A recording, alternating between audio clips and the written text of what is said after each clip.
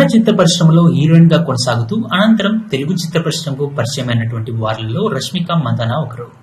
ఈమె హీరోయిన్ గా ఇండస్ట్రీలో ఎంత మంచి సక్సెస్ అవుతున్నారు.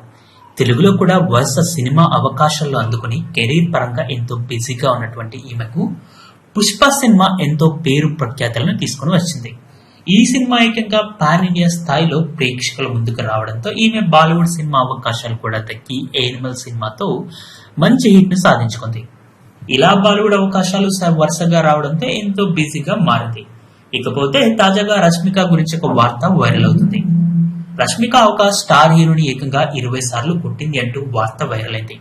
ఇటీవల సందీప్ రెడ్డి వంగ దర్శకత్వంలో రణబీర్, రష్మిక హీరోయిన్లుగా నటించినటువంటి చిత్రం యానిమల్.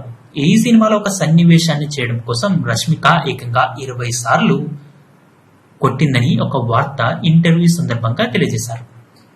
ఈ సినిమాలో రష్మిక, రణబీర్ మధ్య వచ్చే కర్వా చౌత్ సన్నివేశం షూటింగ్ సందర్భంలో రష్మిక రణబీర్ పై చేయి చేసుకుందని తెలుస్తుంది.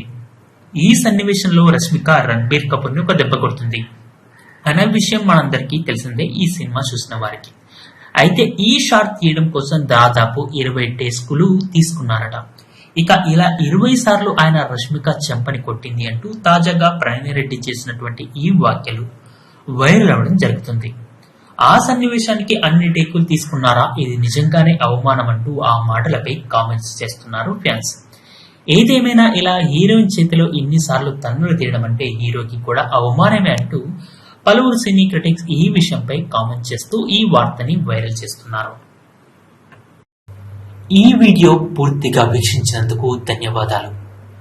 ఈ వీడియో మీకు నచ్చినట్టయితే లైక్ చేయడం మాత్రం మర్చిపోకండి.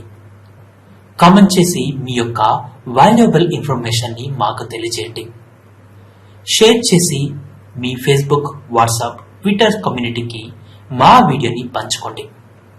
అంతేకాకుండా మా వీడియోని నోటిఫికేషన్ల రూపంలో పొందడానికి సబ్స్క్రైబ్ బటన్ ని ప్రెస్ చేసి బెల్ బటన్ ని నొక్కండి.